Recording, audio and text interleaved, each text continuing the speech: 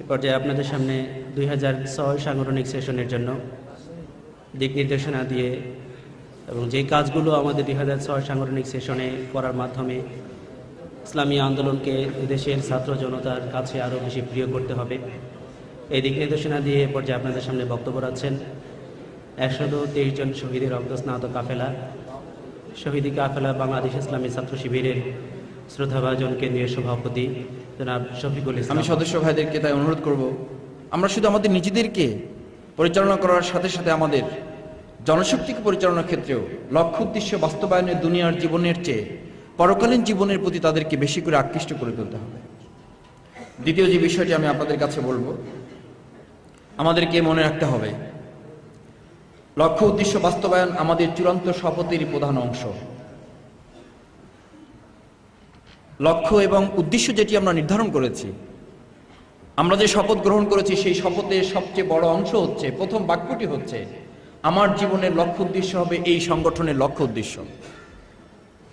সদস্য ভাইয়েরা এখানে আজকে যারা উপস্থিত আছেন, আমি আপনাদেরকে বিনীতভাবে অনুরোধ করব, আমাদের শপথ যদি পর্যালোচনা করা যায়, তাহলে প্রথম বাক্যটি যদি আমাদের চোখের সামনে চলে আসবে, সেই বাক্যটি হচ্ছে, আমার জীবনের লক্ষ্য উদ্দেশ্য বলতে এই সংগঠনের লক্ষ্য উদ্দেশ্যই হচ্ছে আমার জীবনের সকল লক্ষ্য উদ্দেশ্যের একটি বড় দিক। আমাদের লক্ষ্য উদ্দেশ্য বাস্তবায়নে এই প্রধান চিন্তাটি মনে রাখতে হবে যে আমি যে শপথ গ্রহণ করেছি, যে শপথকে মনে করেছিলাম, যে শপথকে আমরা ধরে নিয়েছিলাম যে এই শপথই আমাকে আল্লাহ সন্তুষ্টি অর্জনের একমাত্র মাধ্যম হিসেবে আমরা গ্রহণ করেছিলাম। কারণ আমরা কোরআনের সেই বক্তব্যকে আমাদের মাঝে উজ্জীবিত রেখেছি। যারা সেদিন আল্লাহ রসুলের কাছে বায়াত গ্রহণ করেছিলেন, লাকাদ রাদিয়াল্লাহু আনিল মুমিনিন ইয ইউবায়ুনাকা তাহতা শাজারা, অবশ্যই সেই সকল মুমিনরা সন্তুষ্ট অর্জন করতে সক্ষম হয়েছে আল্লাহর, যারা আল্লাহ রসুলের কাছে বায়াত গ্রহণ করেছিলেন। ইয ইউবায়ুনাকা তাহতা শাজারা, লাকাদ রাদিয়াল্লাহ, অবশ্যই তারা আল্লাহ সন্তুষ্ট অর্জন করতে সক্ষম হয়েছে। আমরা যেই শপথের মাধ্যমে আল্লাহ সন্তুষ্ট অর্জন করতে চেয়েছি, সেই শপথের প্রধান বাক্য হচ্ছে, আমার জীবনের লক্ষ্য উদ্দেশ্য হবে সংগঠনের লক্ষ্য উদ্দেশ্য। সেই লক্ষ্য উদ্দেশ্য বাস্তবায়নে আপনাকে এই লাকাদ রাদিয়াল্লাহু আনিল মুমিনিন, আল্লাহ সন্তুষ্ট অর্জন করার সাথে সাথে বিপরীত আরেকটি মেসেজও কিন্তু শপথের অঙ্গীকারে আবদ্ধ ব্যক্তির জন্য দেওয়া আছে। সেই বিপরীত বাক্যটি হচ্ছে, ফামান নাকাসা ফা ইন্নামা ইয়ানকুসু আলা নাফসিহি, তুমি আল্লাহ সন্তুষ্ট অর্জন করার জন্য যে শপথ গ্রহণ করেছো, তোমার সেই শপথ যদি কোনো কারণে ভঙ্গ হয়ে যায়, ফাইন্নামা ইয়ানকুসু আলা নাফসিহি, তাহলে তার দায় দায়িত্ব তোমার নিজেকে বহন করতে হবে।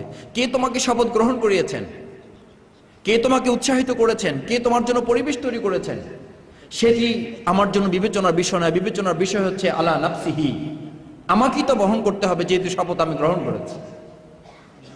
আমি সদস্য ভাইদেরকে সেদিকে নজর দিতে বলবো যে আমাদের শপথের সবচেয়ে বড় অংশ হচ্ছে লক্ষ্য উদ্দেশ্য বাস্তবায়নের ক্ষেত্রে আমরা আমাদের জীবনের লক্ষ্য উদ্দেশ্য হিসেবে এই সংগঠনের লক্ষ্য উদ্দেশ্য হিসেবে গ্রহণ করেছি। তৃতীয় যে বিষয়টি আমি আপনাদের কাছে বলতে চাই, লক্ষ্য উদ্দেশ্য বাস্তবায়নে আমাদেরকে খেয়াল রাখতে হবে, আমি কি পেয়েছি তা বড় কথা নয়, আমি এই সংগঠনকে কি দিতে পেরেছি সেটা কি প্রধান বিষয়বস্তু হিসাবে নির্ধারণ করতে হবে। এই সংগঠন থেকে আমি কি পেয়েছি সেই চিন্তা করলে আমাদেরকে অনেক দূরে যেতে হবে। আমরা তা চিন্তা করে শেষ করতে পারবো না যে এই সংগঠন আমাদেরকে কত কিছু দিয়েছে, কিন্তু আমি এই সংগঠনকে কি দিতে পেরেছি সেই চিন্তা যদি আমি নিজেকে প্রেষণ করতে পারি, তাহলে আমাদেরকে আরো অনেক কিছু দেওয়ার আছে। এই মানসিকতা নিয়ে আমাদেরকে সামনের দিকে পা ফেলতে হবে। শহীদ আব্দুল মালিক ভাই আমাদেরকে সেই দৃষ্টান্ত রেখে গিয়েছেন।